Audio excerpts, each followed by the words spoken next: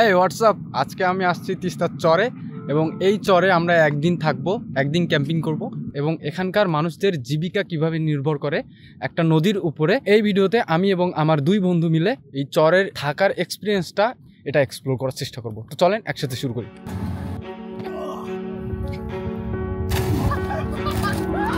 ঠান্ডা থেকে বাঁচার জন্য এটা চেষ্টা করতেছি।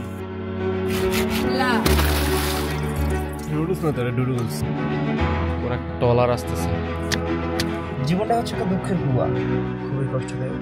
সকাল 7টা, ব্যাগ গুছিয়ে আমরা রওনা দিলাম রংপুর রেলওয়ে স্টেশনের দিকে। চারপাশে কেবল মুক্ত পরিবেশ। ট্রেনের হুইসেল কানে আসতেই মনে হলো এটা কেবল একটি যাত্রা নয়, বরং এক অজানা অভিযানের শুরু। ট্রেনে উঠে দরজার পাশে দাঁড়িয়ে দেখেছিলাম কেবল ধীরে ধীরে কোলাহল পিছনে ফেলে আমরা প্রকৃতির দিকে এগিয়ে চলছি। ধান ক্ষেত, ছোট ছোট গ্রাম, দেখতে দেখতে পৌঁছে গেলাম তিস্তা।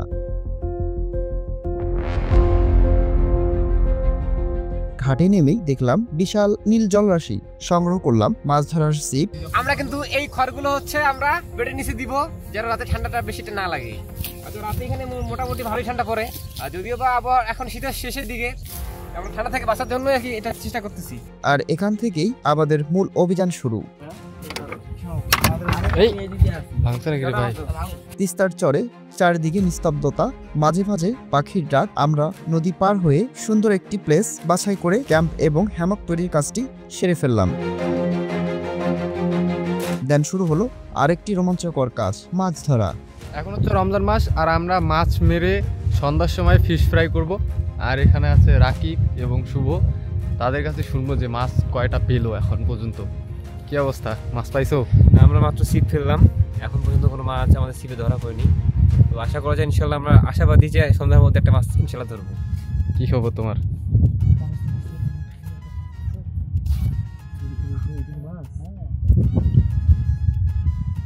ফলাফল 0। বসি দিয়ে ব্যর্থ হয়ে আমরা এখন পুরো নদীর পানি খালি করে দিব, হাত দিয়ে ছেঁকে ছেঁকে দিয়ে মাছ তুলে আমরা ফিশ ফ্রাইয়ের জন্য রেডি করব। নদীর চরের এলাকা, ওইদিকে সবাই মাছ মারতেছে। এই যে নৌকা। আমি এখন রাইট নাও তিস্তা চর। তিস্তা চরের যে মূল এক্সপেন্সিভ, এটা হচ্ছে জেলেদের মাছ শিকার এবং চরের মধ্যে যে চাষাবাদ। এই চাষাবাদের মূল অংশ হিসাবে আছে বাদাম চাষ। বাদাম চাষের অপোজিটে আমরা দেখতে পেয়েছি এখানে পেঁয়াজ এবং রসুন, নানা ধরনের সবজি এখানে চাষাবাদ হয়ে থাকে, যেটা কৃষকদের মূল জীবিকা।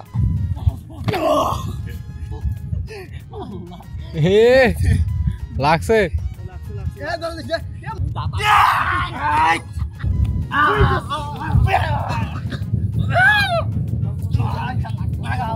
আরে আপনার এমন কোন ইয়ে নাই যে হয় না। এ ডাল হয়, ডাল হয়। কি ডাল তুই স্যার? কি গালাইনু যা? কি ডাল? আপেল তো হয় না। আপেল আবাদ করলে আপেল হবে। মালটা দিছিস। আমার থেকে মালটা ওই ধরনের মালটা বুয়া ধান। ধানটা ধানি বুয়া ধান। ধানটা ধানি।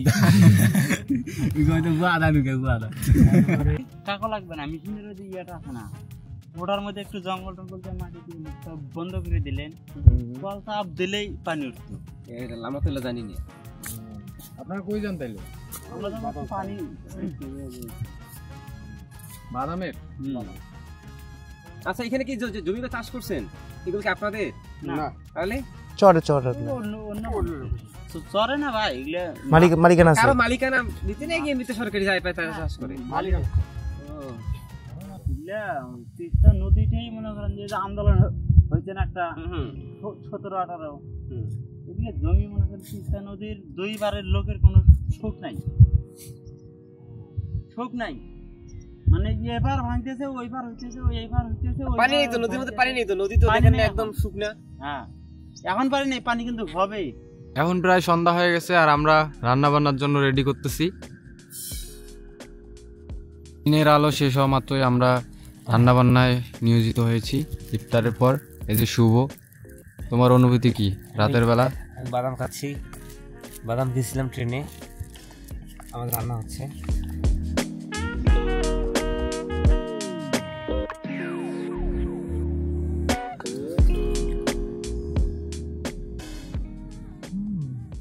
আমাদের পানি প্রায় শেষ। সকালবেলা আমরা 8 লিটারের মতো পানি নিয়ে আসছিলাম, তো রান্নাবান্নার কাজে সব পানি শেষ হয়ে গেছে। তো রাকিব এবং শুভ দুজনে পানি আনতে গেছে, প্রায় 2 থেকে 3 কিলোমিটার দূরে হয়তো বা পানি পাবে তারা, নৌকা দিয়ে পার হতে হবে, নৌকাও নাই।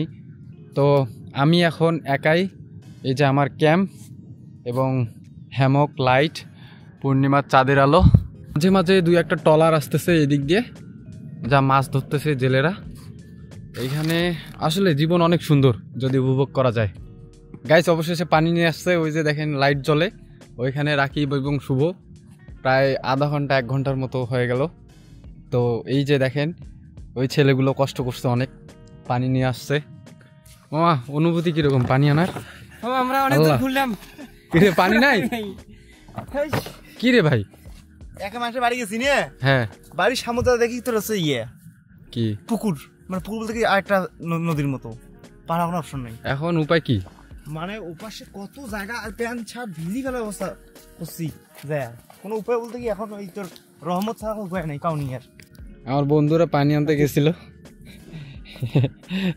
খুব দুঃখজনক বিষয়, কোনো পানি নাই। পানি নাই, খাওয়া দাওয়া কি হবে না হবে না? জীবনটা দুঃখের কুইয়ে, জীবনটা দুঃখের কুয়া না? পানি 30 টাকা লাগবে, সে কুয়ার পানিও নেই মামা।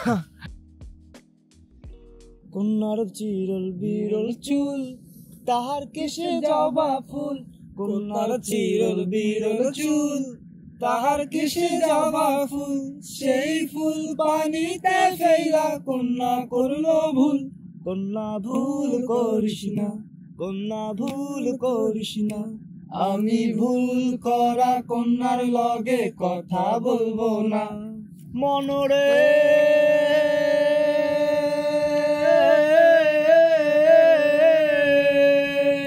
ওরে হার হইলা জ্বর জ্বর, অন্তর হইল গুড়া রে, অন্তর হইল গুড়া, আমার মনটা কেন করলি চুরি, সত্যি কইরা বল না সেরি গো, কোন জেলায় বাড়ি, তাও याद है तुमको ओ जब दिल को चुराया था, चुराई चीज को तुमने खुदा का घर बनाया।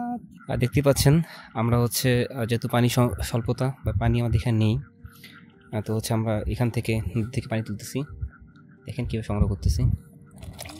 এই যে এখানে একটা গর্ত খুঁড়ে এখান থেকে পানি রিফাইন করে আমরা বোতলের মুখে ভরতেছি। আশা করি পানিটা খাওয়া যাবে, যদিও আমরা পানিটা খাওয়ার আগে একবার ফুটিয়ে নিব। আমাদের রান্না করার আসলে কোনো পানি, আমরা অনেক দূর হাঁটলাম এখানে আশপাশ, নদী পার হতে পারছি না, আর সেকেন্ড কোনো অপশন না থাকায় অবশেষে হচ্ছে আমরা এই পন্থা বেছে নিতে বাধ্য হয়েছি আর কি। তারপরেও যে আল্লাহ তাআলার নিয়ামত যে আমরা মাটি থেকে মানে খোঁড়ার পর পানি পাচ্ছি, এটা আমাদের লাখ কোটি শুকরিয়া, আলহামদুলিল্লাহ। আসলে আল্লাহ তাআলার নিয়ামত বলে শেষ করা যাবে না। পানিটা কিন্তু ফ্রেশ আছে না মামা? খাওয়া যাবে একদমই ফ্রেশ। তুমি তো এটা খুঁজতে খুঁজতে একটা কুয়া বানিয়ে ফেললা। আসলে আমার জীবনটা হচ্ছে একটা দুঃখের কুয়া, এই জন্য আমি আসলে কুয়া খুঁড়ে এই জীবনটা বাঁচানোর চেষ্টা করতেছি, দেখি কি হয় আল্লাহ ভরসা। এই গতটা থেকে আমরা পানি কালেক্ট করেছি মামা। হ্যাঁ, এই পানি কালেক্ট করার পর তোমার অনুভূতি কীরকম? আমার অনুভূতি একটাই যে মহান আল্লাহ তাআলার অশেষ রহমত, যে তার সৃষ্টি কত সুন্দর, যে আমরা পানি পাচ্ছি না, তবে আমরা পানিটা আসলে খনন করে নিতে পারছি, যেটা মাটির ভূগর্ভের নিচ থেকে আমরা পাচ্ছি, প্লাস এটা আমরা ফুটে খাইতে পারবো। তো সব শেষে আলহামদুলিল্লাহ আমরা আমাদের গন্তব্যে যাওয়ার চেষ্টা করি, কারণ ওদিকে লাইট জ্বলতেছে না কেন জানি। আচ্ছা আচ্ছা। আর এখন বাজে রাত 2টা, তা আমরা রান্নাবান্না সব শেষ করলাম, শেষ করে আমরা ক্যাম্পে একটু রেস্ট নিতেছি, আর একটু পরে আমাদের খাওয়া দাওয়া হবে। এখানে আছে রাকিব এবং শুভ, তারা গল্প করতেছে।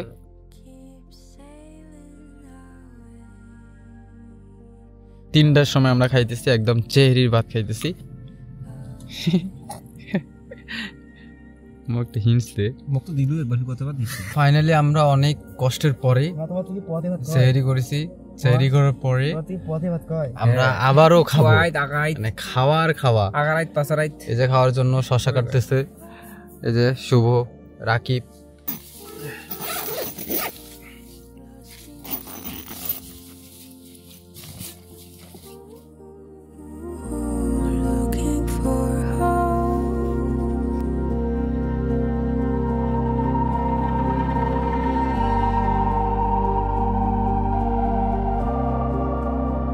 এটা হচ্ছে আমাদের সেই তিস্তা নদী, যার পানির ন্যায্য হিস্সা এখন পর্যন্ত আমরা পাইনি।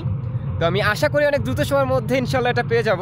আর এটা কিন্তু এই অঞ্চলের মানুষের অনেক দীর্ঘদিনের দাবি। এখানকার মানুষ এই তিস্তা নদীকে কেন্দ্র করে এখানকার চাষাবাদ বা তাদের জীবিকা নির্ভর করে। আমরা এখানে গতকাল স্টে করেছিলাম, তারা এখানে থেকেছি তিস্তা নদীর পারে, আপনারা হয়তোবা এর মধ্যেই দেখেছেন। আমরা চেষ্টা করেছি এই অঞ্চলের মানুষের সাথে কথা বলতে, বিষয় আশয় সম্পর্কে জানতে, তারা কিভাবে জীবন যাপন করে, কিভাবে তারা হচ্ছে জীবন নির্ভর করে। এই সমস্ত বিষয় আমরা কালকে হয়তোবা কিছুটা যতটুকু পেরেছি আপনাদের মাঝখানে তুলে ধরার চেষ্টা করেছি। যদিও এটা আমাদের ফার্স্ট টাইম ক্যাম্পিং ছিল, যদি আমি আপনাদেরকে বলতে আসি আমাদের ক্যাম্পিং অভিজ্ঞতা এটা মোটামুটি অনেক হার্ড ছিল। দেখা হবে নেক্সট কোনো ভিডিওতে। Lost in